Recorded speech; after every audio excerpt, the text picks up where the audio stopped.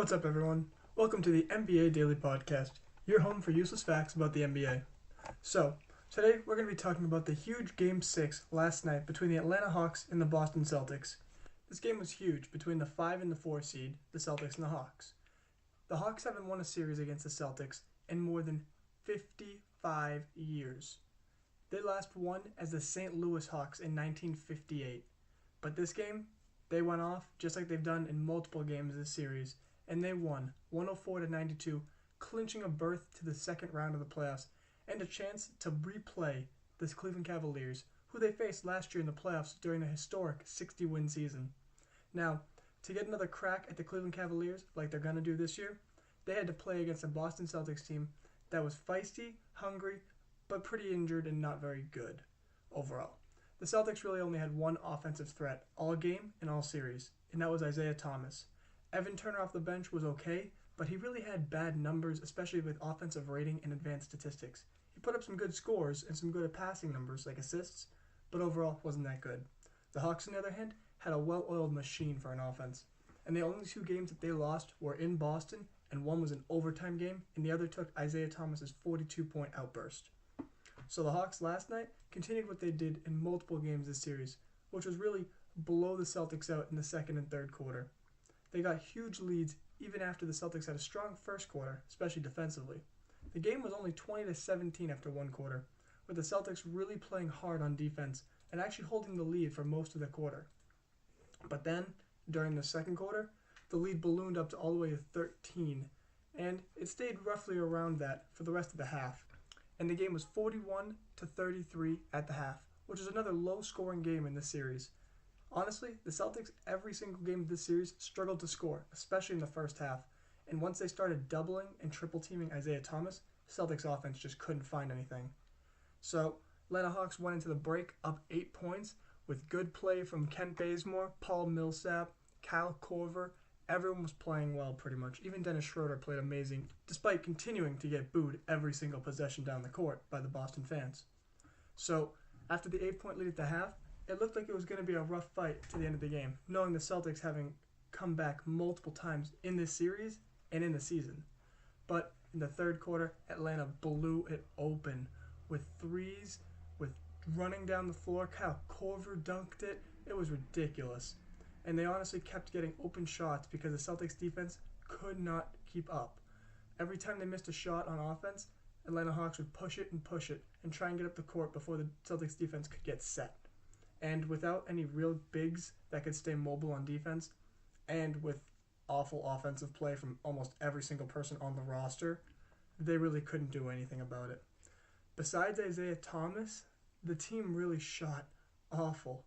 There was only one player with a better than 50% shooting rating, and that was Tyler Zeller, who played in the fourth quarter when it was already a blowout. Every single other player on the court shot under 33%, and that's awful.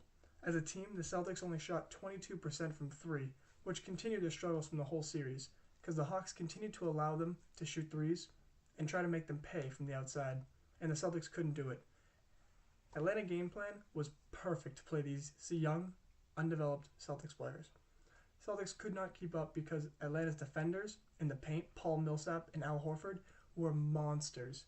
They blocked everything that came their way. A total of 12 blocks, including 4 for Paul Millsap on his own. Kent Bazemore had a couple of nasty blocks. Thabo Sefolosha chipped in. And it was ridiculous. Because with those nasty blocks, it really made it difficult for Isaiah Thomas to get in the paint and do his magic. And without Isaiah Thomas running the Celtics offense, it was over. So whenever they packed the paint against him, Isaiah would kick it out for three, and Evan Turner would brick one, or Jay Crowder would brick one, or anyone else, really. Didn't matter who shot it. Marcus Smart didn't even shoot that well, even though he's had a couple of good games this series. So they just couldn't keep up. And on the other side, the shooters for Atlanta were absolutely incredible. They shot 33% from three, but you wouldn't tell from the game. Kent Bazemore was 2 for 6, but it felt like he was 4 for 4. Kyle Korver was, of course, 2 for 2, 4 for 4 from the field. Even Schroeder chipped in with a 3. Mike Scott had a 3. Tim Hardaway had a 3. And it was just overall a rout, especially in the third quarter, where they won the quarter 39-26. And then in the fourth quarter, they got the lead all the way up to about 28 points, and then the Celtics finally decided to play some basketball. They started to make a little bit of a comeback on the backs of Tyler Zeller and Isaiah Thomas, but it wasn't enough. They got it within 10 at one point, but Atlanta was able to hold on for a 12-point victory, and it wasn't really uncomfortable near the end because they still had double-digit leads. So the series ended. Atlanta won 4-2 against a depleted roster for the Celtics, but still a pretty good one. If they had Avery Bradley for the whole series, it may have been a little different because they needed the outside shooting. But overall, Atlanta's game plan for what they were actually facing on the court was perfect, packing the paint against Isaiah Thomas, and even at one point, sending a 5-man double team, so a quintuple team, on Isaiah Thomas. He's 5'9". It's very difficult to see over those players, and then actually make a good play. But it worked, obviously. Isaiah Thomas couldn't do it, and they lost. So it was an incredible game from the Atlanta Hawks. And I'm very impressed, and I want to see what they're going to do against the Cleveland Cavaliers next round, because their coach, Budenholzer, is absolutely amazing at coaching. He faced off against Brad Stevens, who is no slouch at coaching, despite being very young and only being in the league for 3 years. But Budenholzer showed what he has, especially for game plans on offensive ends and defensive ends. And I feel like he's definitely going to be able to attack Kevin Love, because the Cleveland Cavaliers' weakness is sending Kevin Love on a pick-and-roll defensive scheme.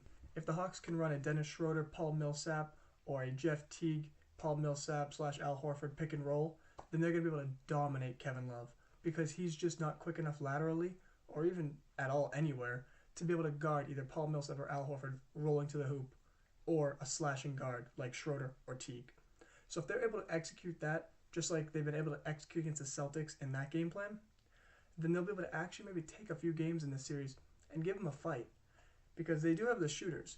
The Cavs have a lot of good shooters. J.R. Smith, Kyrie Irving, and everyone on that entire roster. Really, LeBron can make shots. Kevin Love can make shots. Dellavedova is one of the best in the league at shooting threes.